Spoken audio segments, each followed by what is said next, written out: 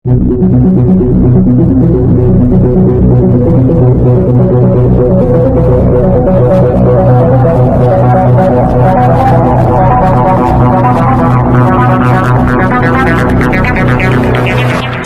సామాన్య కార్యకర్తను బీసీ సంక్షేమ సంఘానికి 40 సంవత్సరాలుగా ఈ ఉద్యమాన్ని నడపాలంటే నిర్ణయించుకుని ఆర్ కృష్ణయ్య గారితో అప్పటి నుంచి పనిచేస్తున్నాను. దయచేసి మీరందరూ ఇప్పుడు టూరిజం డెవలప్మెంట్ కార్పొరేషన్ చైర్మన్గా ఎన్నిక కాబట్టి మన ముందుకు విచ్చేసిన ప్రియతమ నాయకులు బాలాజీ యాదవ్ గారు అన్నని తమ సందేశం మాట్లాడేటువంటి అవకాశం చంద్రబాబు నాయుడు గారు. బలహీన వర్గాలు ఒకప్పుడు యాంటీ కాంగ్రెస్ ఎన్టీ రామారావు గారు ప్రతి బలహీన వర్గాల ఒక్కొక్క కులంలో ఒక్కొక్క వ్యక్తిని ఎస్సీ ఎస్టీ బీసీలో తీసుకొచ్చి ఆంధ్రప్రదేశ్లో ఒక అవకాశం కల్పించారు. దాన్ని మనం నిలబెట్టుకోవాలా, మనం పనిచేయాలి. ఎమ్మెల్యేగా నీకు ఇస్తే వాళ్ళు ఏమనుకుంటారు, నువ్వు ఉలిక్కి పడాల్సిన అవసరం లేదు. మనం అనుకుంటున్నాం మనం బీసీలు కాబట్టి అనుకుంటారేమో కానీ ధైర్యంగా ముందుకు రండి. మన అభిప్రాయాలు ముందుకు చూపించు.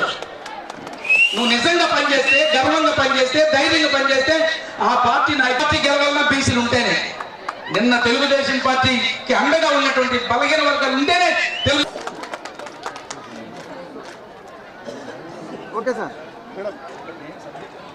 మీద ఉన్నటువంటి నన్ను ఓ ఎంపీటీసీ స్థానం నుంచి ఓ ఎంపీ, రాజకీయ వ్యవస్థలో అతి చిన్న పోస్ట్ ఏదైనా ఉందంటే ఎంపీటీసీ, అతి పెద్ద పోస్ట్ ఏదైనా ఉందంటే ఎంపీ, అది కూడా లోక్సభను మించిన సభ లేదు. ఇంకా ఆ లోక్సభకు పంపించాలంటే నారా చంద్రబాబు నాయుడు సార్ గారికి, గౌరవ ముఖ్యమంత్రి వారికి ఈ సభ సాక్షిగా మరొక్కసారి నా శిరస్సు వంచి నమస్కరిస్తున్నాను. కాబట్టి సోదరులారా, మనమంతా కలిసికట్టుగా బీసీలో ఉన్నటువంటి అన్ని కులాలు కలిసికట్టుగా ఉండి చంద్రబాబు గారు కూడా ఒకటే మాట చెప్తారు, పదవులు రాలేదని చెప్పేసి మీరు బాధపడద్దండి. దామాషా ప్రకారం ఏ జనాభా కలిగిన వాళ్ళకి కార్పొరేషన్ కానీ ఇంకా ఇతరత్ర పదవులు కానీ నేను చేస్తానని చెప్పేసి మాకు సమావేశం పెట్టిన ప్రతిసారి బీసీల గురించి చర్చిస్తున్నాడు సార్. బీసీల మీద సార్కు చాలా చిత్తశుద్ధి ఉంది. కాబట్టి మనమంతా ఏదైనా కూడా రాబోయే రోజుల్లో బీసీలందరం ఏకదాటిగా ఉండి, ఎందుకంటే 55% జనాభా కలిగి ఉండి కేవీ ప్రభాకర్ గారు ఒక మాట చెప్పారు, రాష్ట్రంలో అత్యున్నత పదవులు ఇంకా అలంకరించేట్లు ఉన్నాయని చెప్పేసి. కాబట్టి ఆ లక్ష్య దిశగా మనమంతా పోవడాలని చెప్పేసి కోరుకుంటూ,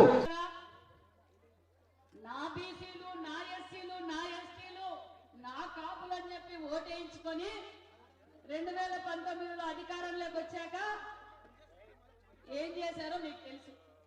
కానీ రాష్ట్రం విడిపోయి అప్పుల్లో ఉన్నా, కూర్చోడానికి కుర్చీ లేకపోయినా నా బీసీలు బాగుండాలి, బీసీలు అంటే తెలుగుదేశం అంటే బీసీలని ఆ రోజు ముఖ్యమంత్రి చంద్రబాబు నాయుడు గారు ఉమ్మడి జిల్లా హెడ్ క్వార్టర్స్ లో 13 బీసీ భవన్లు గ్రాంట్ ఇచ్చిన ఘనత మన చంద్రబాబు నాయుడు గారు. ప్రతి బీసీ భవన్ కు 2 కోట్ల రూపాయల నిధులు కూడా ఇచ్చి అడ్మినిస్ట్రేషన్ శాంక్షన్ కూడా ఇచ్చారు. మరి ఏం చేశారు? అధికారంలోకి రాగానే మీకు ఇంకా ఒకటి విషయం, ఇది ఇంకా గ్రౌండ్ కాలేదు నాకు తెలుసు. బీసీ భవన్లు ఇంకా గ్రౌండ్ కాలేదు. కొన్ని చోట్ల బీసీ భవన్లు 80 నుంచి 90% బీసీ భవన్లు అయిపోయినాయి. మరి రంగుల రేటుకి అది మార్చుకొని బీసీలకు అంకితం చేయొచ్చు కదా, చెయ్యరు. మేము ఈ సభ ద్వారా తెలియజేసేది ఒకటే, 26 జిల్లాల్లోనూ బీసీ భవన్లు కట్టబోతున్న విషయం కూడా మీకు తెలియజేస్తున్నాం. అదేవిధంగా BC hostels, BC residential schools కూడా గత 5 సంవత్సరాల కనీసం కొలాయి పోతే కొలాయి కూడా దుడ్లీ లేదు, లైట్ పోతే లైట్ కూడా దుడ్లీ లేదు. బీసీ బిడ్డలు పడుకోవడానికి పరుపు లేకపోయినా పర్వాలేదు, ఫ్లోరింగ్లు కూడా రిపేర్ చేయించలేని చాతగాని ద్రోహి ఆ జగన్మోహన్ రెడ్డి గారు. ముఖ్యమంత్రి గారి దృష్టికి తీసుకెళ్ళాం, సార్ మా బీసీ హాస్టల్స్ పరిస్థితి ఇది, మా బీసీ రెసిడెన్షియల్ హాస్టల్స్ పరిస్థితి ఇది సార్, మా బీసీ భవన్లు ఇది సార్ అంటే, సవితమ్మ 13 జిల్లాలే కాదు 26 జిల్లాల్లోనూ బీసీ భవన్లు కట్టు, మీ బీసీ రెసిడెన్షియల్, మీ బీసీ స్కూల్స్ కి రెనోవేషన్ కి ఇమ్మీడియట్ గా రిపేర్ల కోసం 35 కోట్ల నిధులు కేటాయించిన ఘనత ముఖ్యమంత్రి చంద్రబాబు నాయుడు గారి విషయాన్ని కూడా మీకు తెలియజేస్తున్నాం. ఖచ్చితంగా సోదరా, మీరు అడిగినట్లు మీ బీసీ హాస్టల్స్, బీసీ భవన్లు దగ్గరలోనే పూర్తి చేస్తామని కూడా ఈ సభాముఖంగా మీకు తెలియజేస్తున్నాం. గారు వెంకటసిద్ధి యాదవ్ గారు ఇందాక పెద్దలు చెప్పారు, అమ్మా మీరు పదవులు తీసుకుంటేనే కాదు, మీరు మాకు పని చేయండి ఇండైరెక్ట్ గా అని చెప్పారు. ఖచ్చితంగా నాకు సంబంధించిన నా బీసీ సోదరులు ఏ ఏ సమయమైనా ఎప్పుడైనా మీతో పలకడానికి నేను సిద్ధంగా ఉంటానని కూడా ఈ సభాముఖంగా మీకు తెలియజేస్తున్నా. మరి ఇంకొక వరం బీసీలకు ఎవరైనా ఊహించారా? పార్లమెంట్ లోనే అతి చిన్న వయసు రామ్మోహన్ నాయుడు గారికి సెంట్రల్ మినిస్టర్ ఇచ్చిన ఘనత మన ముఖ్యమంత్రి చంద్రబాబు నాయుడు గారు. మరి మన అంబికా లక్ష్మీనారాయణ గారు, మరి నాగరాజన్న గారు, మహేష్ గారు, మరి పార్థసారథి గారు, ఇలా చెప్పుకుంటూ పోతే బీసీల్లో గుర్తించిన పార్టీ మన తెలుగుదేశం పార్టీ అన్న విషయాన్ని మీకు అందరికీ తెలియజేస్తున్నా. మరి ఇక్కడ ఉన్న వేదిక మీద ఉన్న పెద్దలందరూ అనుకుంటుండొచ్చు, ఏం సరితమ్మా మీ పార్టీ గురించే చెప్తున్నావు అన్నావు. ఆ హక్కు ఒక తెలుగుదేశం పార్టీకే ఉందని కూడా ఈ సభాముఖంగా తెలియజేస్తున్నాం. ఎందుకంటే ఈ రోజు వేదిక పంచుకున్నాం, వేదికతో పాటు హక్కులు పంచుకున్నాం, నిధులు పంచుకున్నాం.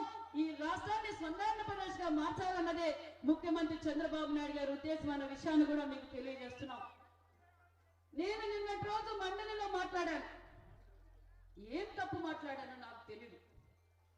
నిన్న నేనేం చెప్పాను? అయ్యా బాబు, 14-19లో మేము ఈ సంక్షేమ పథకాలు చేశాం, స్వయం ఉపాధి పథకాలు చేశాం. మరి 19-24లో మీరు అధికారంలోకి వచ్చారు, మీరు బటన్ నొక్కారు, సంక్షేమ పథకాలు ఇచ్చారు. మరి స్వయం ఉపాధి పథకం ఎక్కడా?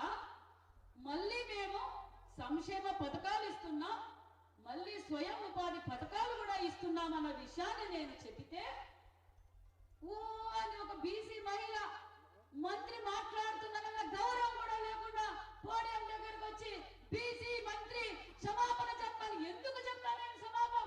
బీసీల